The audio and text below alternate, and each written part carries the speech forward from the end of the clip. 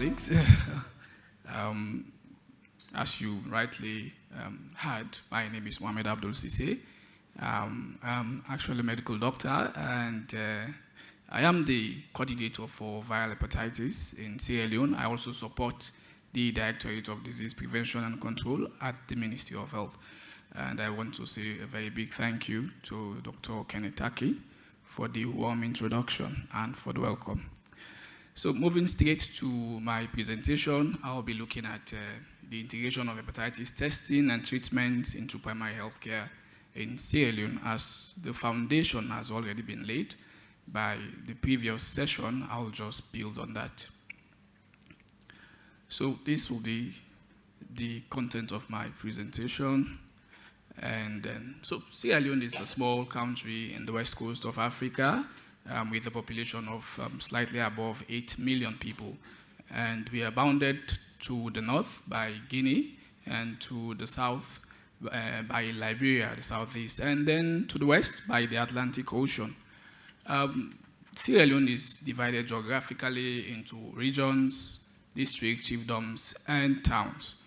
The diagram on the right is actually describing the health system of Sierra Leone, looking at a regional level, looking at districts level, and then down to towns.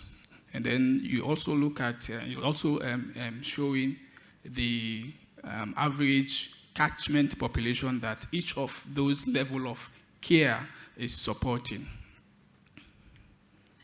So you can see that, let me just go back. You can see that we have the community healthcare workers supporting a large population of the country, looking at primary healthcare. So hepatitis in Sierra Leone is, of course, a public health problem, a public health concern, but it has actually become an emergency. As you can see from smaller studies that were done previously, it shows that the prevalence is high, ranging from as low as 1.3% in children aged 4 to 30 months, and as high as 21.7% in people living with HIV. For hepatitis B specifically, and then for hepatitis C, it ranges from 2.0% to as high as 8% in male blood donors. So generally, the prevalence is high, even from previous studies, smaller studies that were done across the country. And in 2022, a cell survey was conducted across the country, wherein approximately 5,000 participants were recruited, and the prevalence shows that it was 3.8%, and when that is projected to a population of 8 million, we see that 1.01 million people are affected with chronic hepatitis B. So you see how this is a problem in Sierra Leone. And then, of course, for hepatitis B, the exposure rate is 2.4%. That is 192,000 people are exposed to hepatitis C. And based on age and then gender, you will see that people between the ages of 30 to 44 years have the highest prevalence. And then for hepatitis C, people above 60 years have the highest prevalence of 4.5%. By gender, you have more males with the highest prevalence as compared to females. And then based on the district or region, you'll see the highest prevalence from the south, the northeast part of the country towards the central and then west, and then with the southwest having a higher prevalence for hepatitis B. And for hepatitis C, it's basically around the northeast of the country.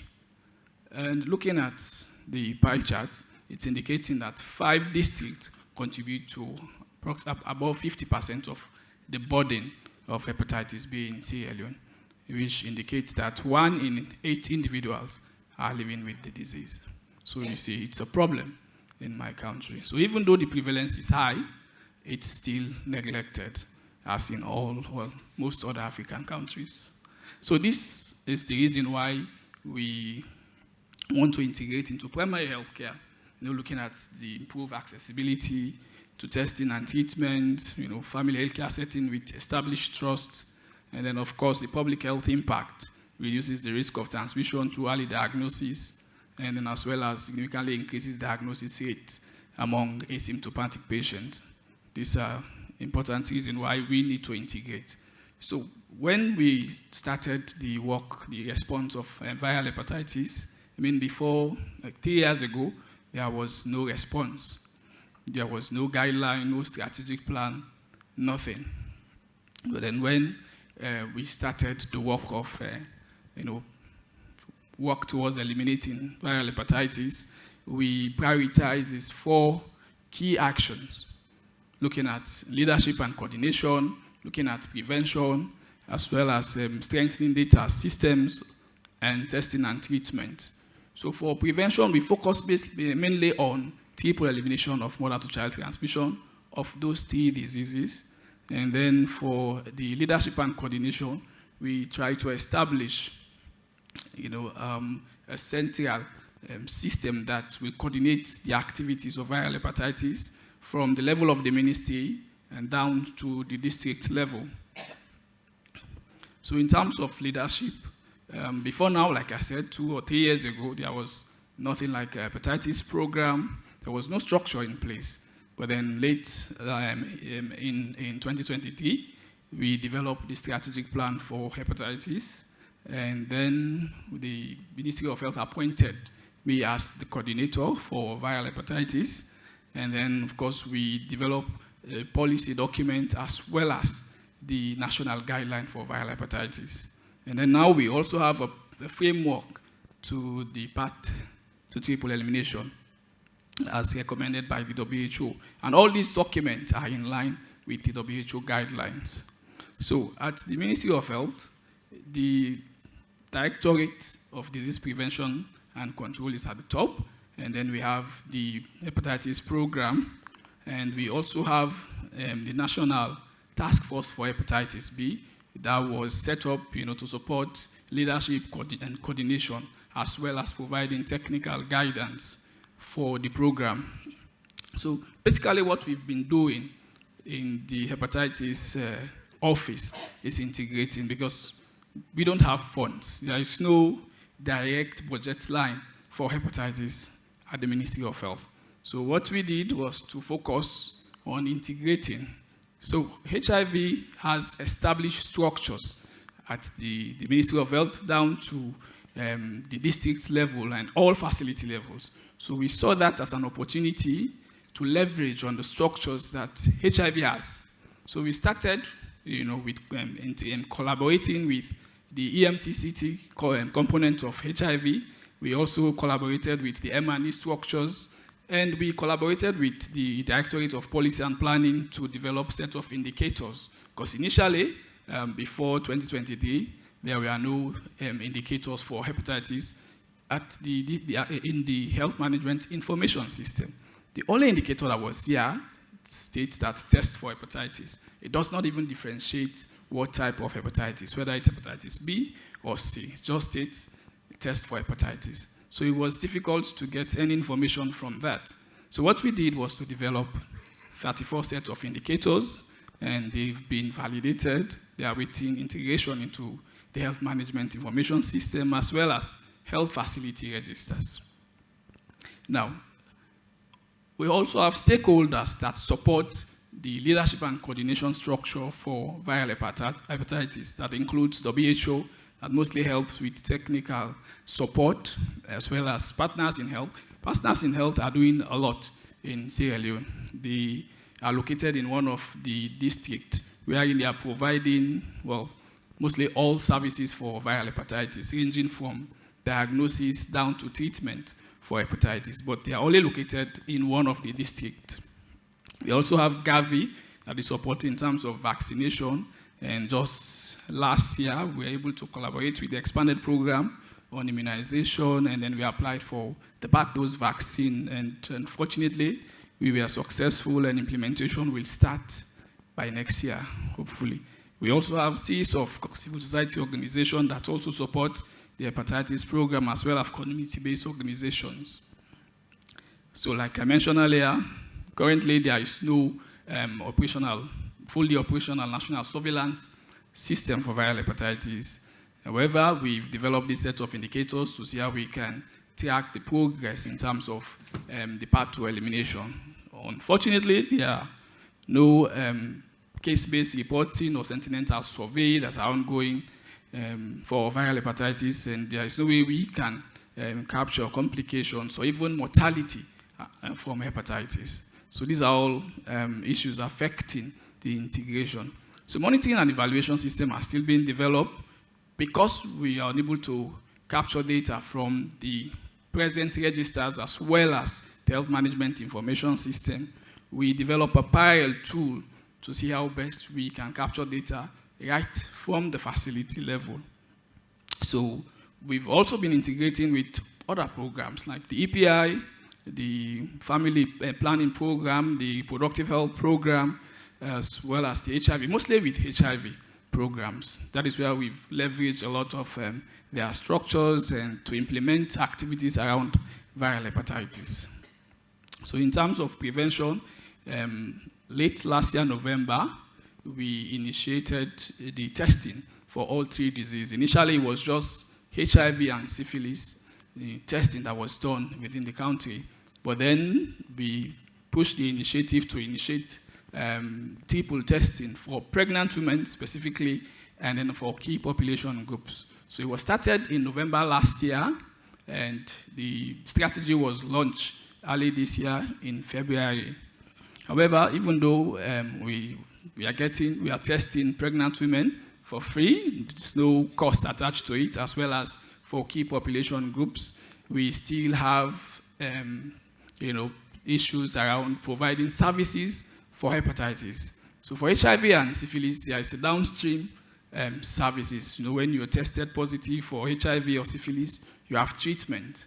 But unfortunately, we know it's against the ethics to test someone without treating them. But we also need the data to advocate more, for donors to provide or to support in terms of providing treatment for hepatitis B. Hepatitis B, unfortunately, we just test. We don't treat, unfortunately. But we want to see how best we can get this data and then advocate for treatment. So we test freely for all 3 diseases, including hepatitis, at all ANC facilities. And then we also test key population groups, specifically female sex workers, men having sex with men, and then people who inject drugs at drop-in centers, as well as during outreach. So we usually have this outreach program we call Moonlight, wherein we go at night, we look for hotspots where you find mostly these female sex workers or people who inject drugs, and we test them right at that point. So this is how we've been able to capture some of these population group. For people who inject drugs, actually we test them for both hepatitis B as well as for hepatitis C. And then there is also an ongoing program for needle and syringe.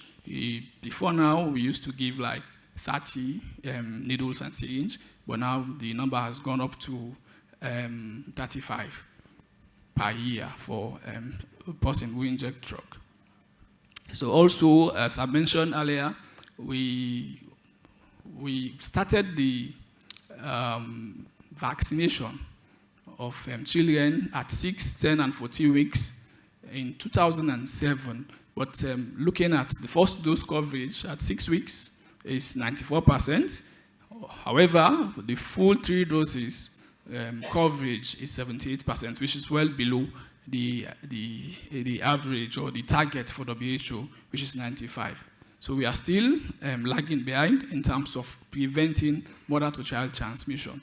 So that was why we pushed to apply for the bad dose vaccine, because we know this vaccine that is given at 6, 10, and 14 weeks does not necessarily prevent mother-to-child transmission because of the gap from the day of delivery and then 6 weeks after.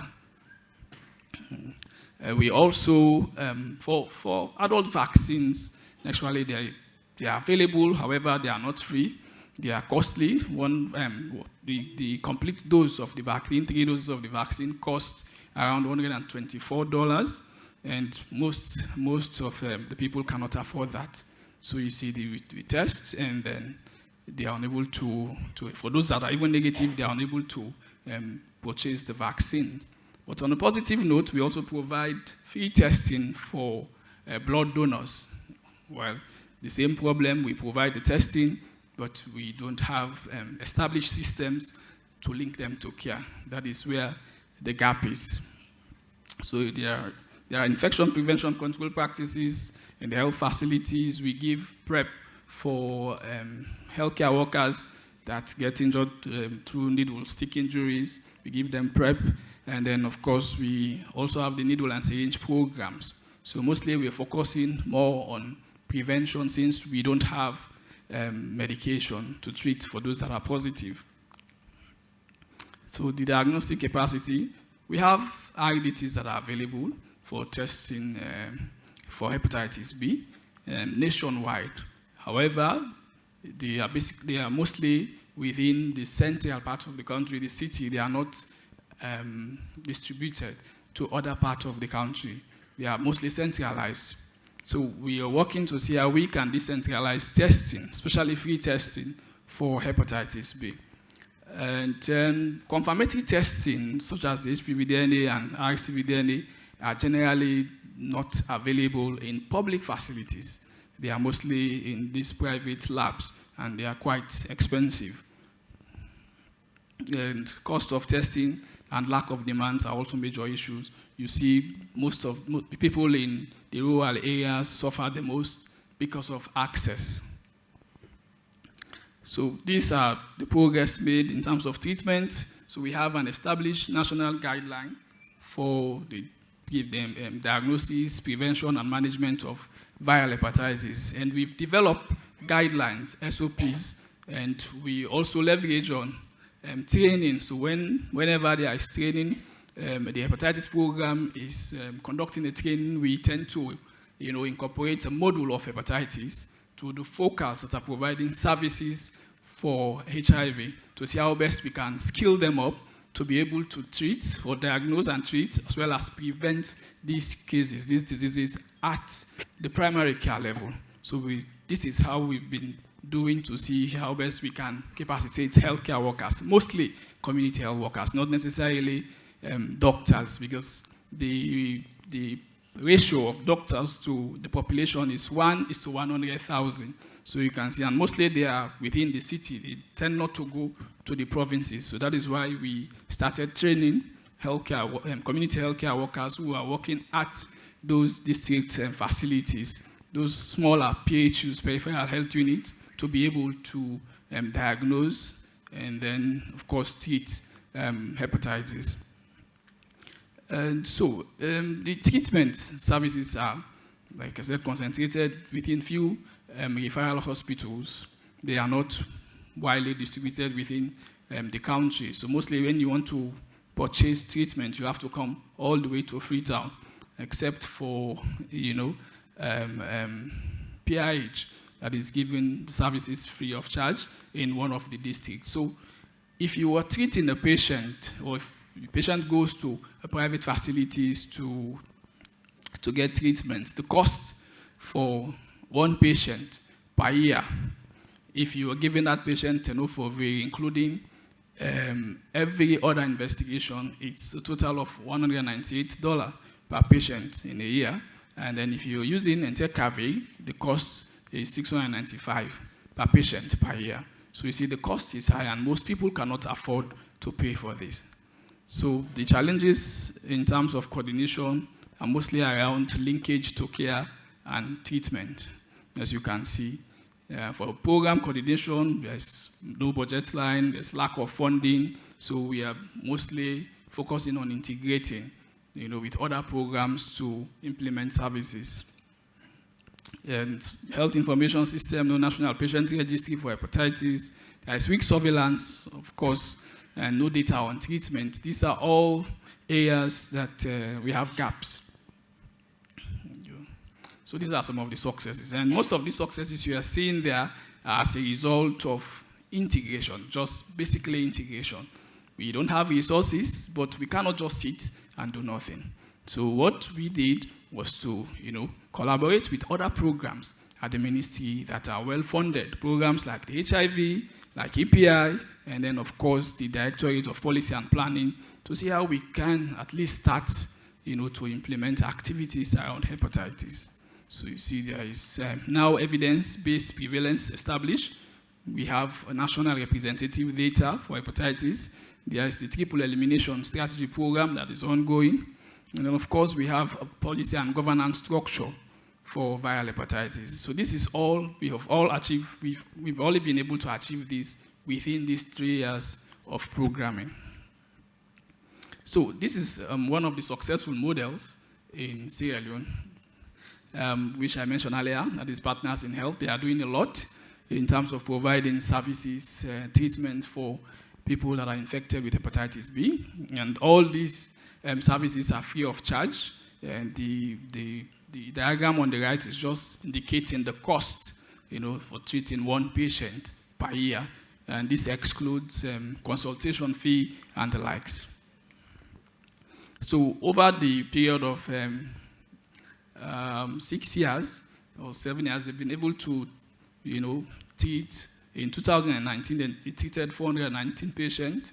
And then, as you see, up to 2024, they've treated, I think they've been treating patients up to 890 for 2024. And in 2023, they have the highest positive cases that they have placed on medications. And, well, this is the end of my presentation. Thank you.